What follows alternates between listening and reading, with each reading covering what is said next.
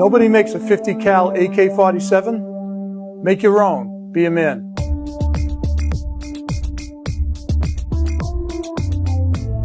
What is up, you sexy YouTube mother lovers? If you're here because you watched Garantham's video on the AK-50 a couple days ago, go ahead and hit that subscribe button. For the rest of you, welcome back to hell. But yes, today I am joined by my co-star, the V2 firing prototype of the AK-50. Can we get the cycling footage for the people in the back?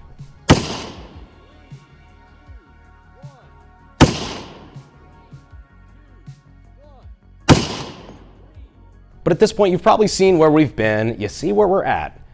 Now it's time to show you where we're going. If you haven't seen Garantham's video that we did with this AK-50, we'll go ahead and leave a link down in the description. But one of the things that I teased in that video was some of the new Cad files. See, this was an awesome testbed prototype. As we said before, this is kind of a proof of concept that you can actually build a 50 BMG AK, and you can build it in a stamped receiver with all the critical components like the front and rear trunnion riveted to a piece of bent sheet metal, just like the AKM. It's super cool. We learned a lot. We learned a lot about our cam groove, about gassing, about it being able to do this stamped at all. Served its purpose above and beyond the Call of Duty. But now we're ready for the exciting part, which is a fucking pretty prototype, which we've never had before. If anything, we've actually moved backwards. This is uglier than the last prototype. But again, the reason we built this is really just for data, which we got. And the data that we got from this is what's going to be fueling the V3.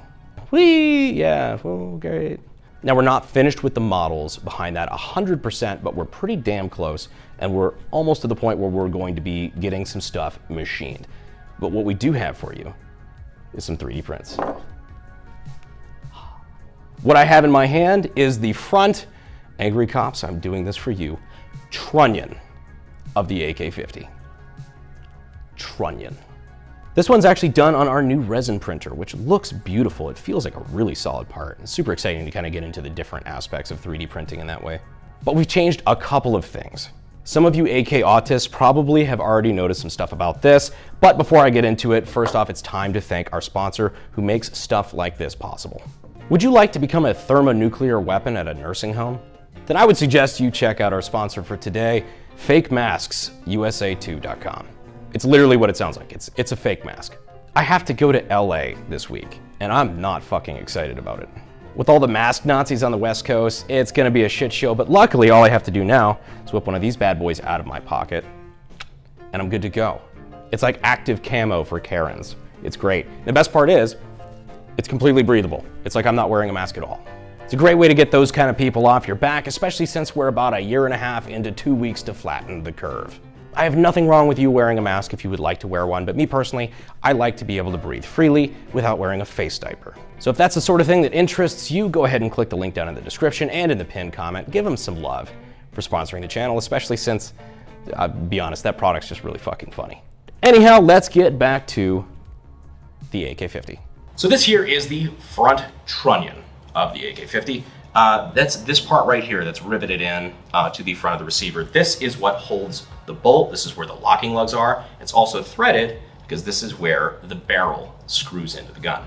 Also has this big through hole here because this is where the barrel is pinned. So this is a press fit pin, just like an AKM, where when the barrel screws in, you just drill that hole there and then press a pin to stop the barrel from unscrewing itself. Because unlike the comment section, this barrel actually does have something to stop it from screwing itself. So what a lot of you AK nerds might have noticed is this is actually a bulged front trunnion. Yes, this new prototype that we're doing is going to have a bulged receiver and a bulged trunnion. This is a feature that's commonly found on stuff like the RPK. This is an RPK front trunnion here, and you'll notice that it bulges out, and the receiver actually bulges out with it. To give it just a little bit more beef. It's just a beefier front trunnion, allows you just a lot more support. And the RPK has it because you have more sustained high rate of fire.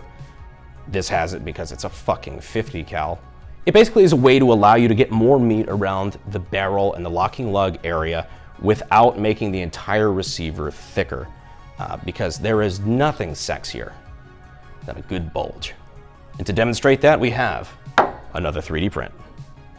This here is a demo section of receiver right up front here with the front trunnion in it.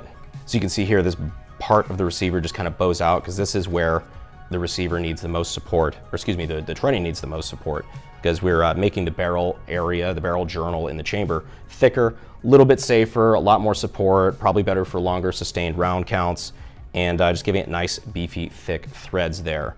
And so bulging the receiver and bulging the trunnion allows us to get a meatier profile on that chamber to make sure that that 50 BMG round is getting the most support that it possibly can.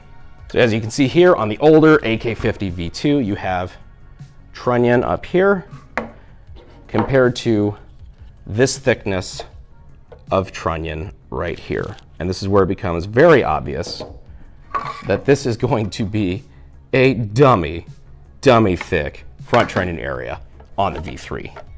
Damn boy, he thick. That is a thick ass boy.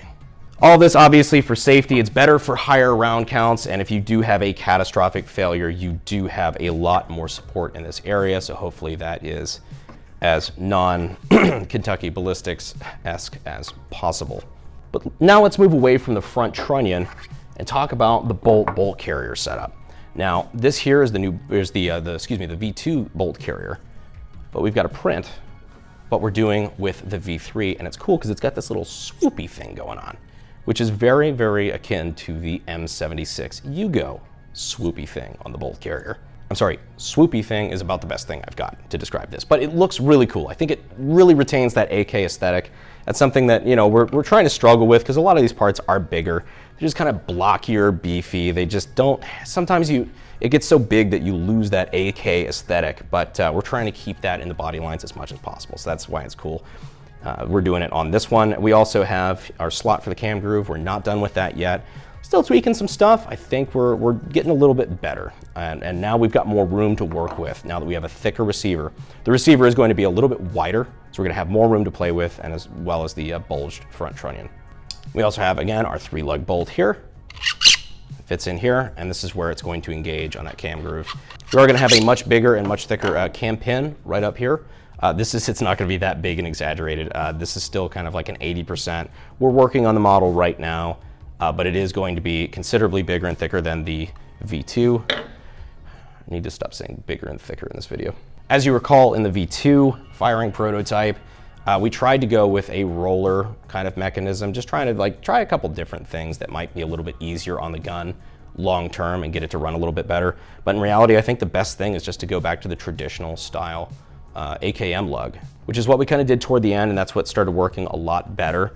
And so really what we're doing with the V3 is just an exaggerated version of that to give it the best possible chance of working right out of the gate.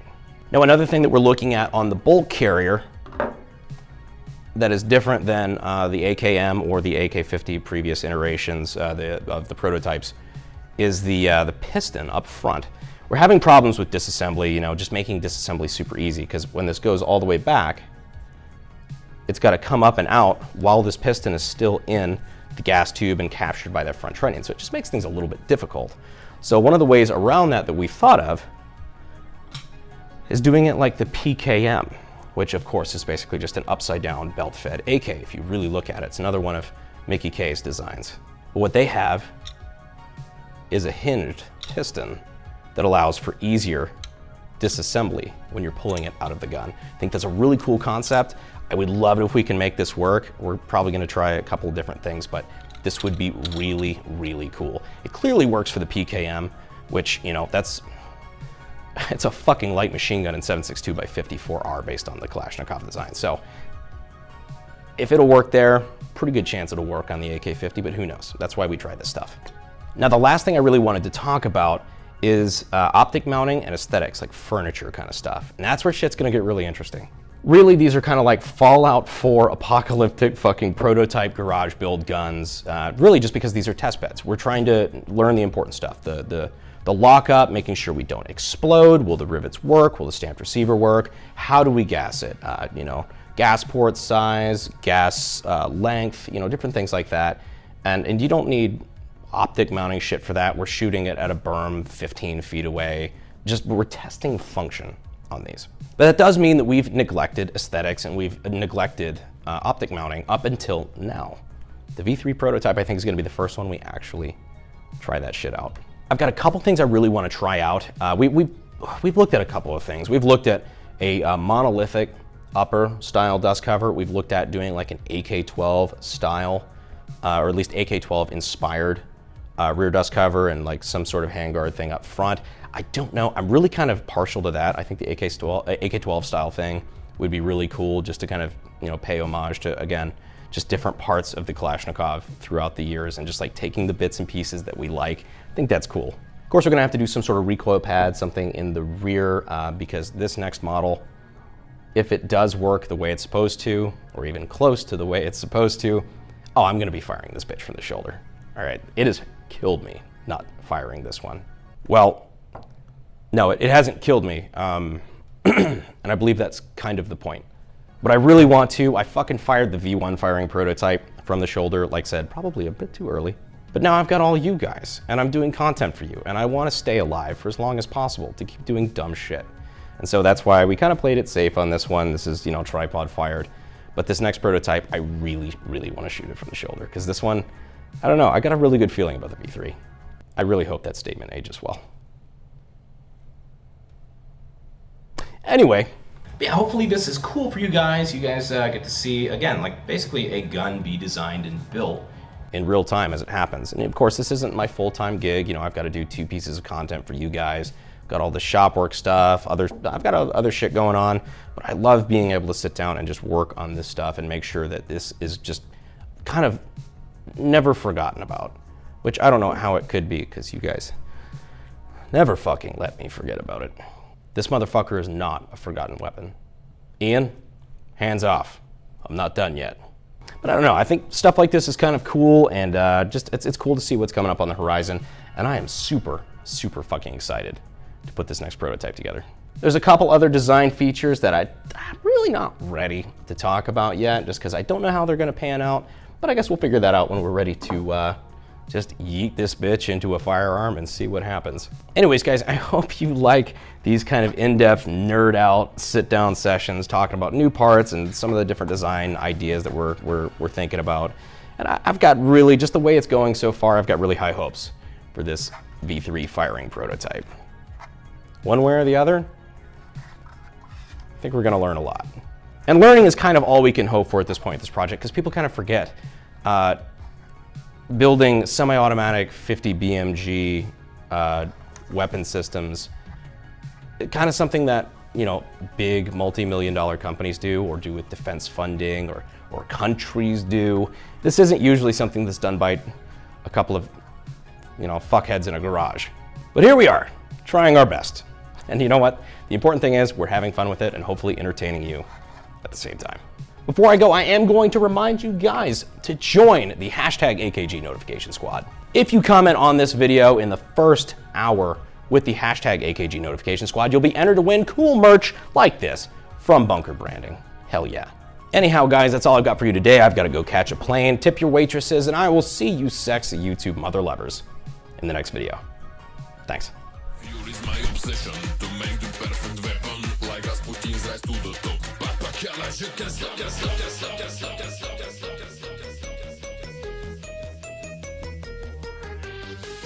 What is up, you sexy YouTube mother lovers, and welcome back. Oh, shit.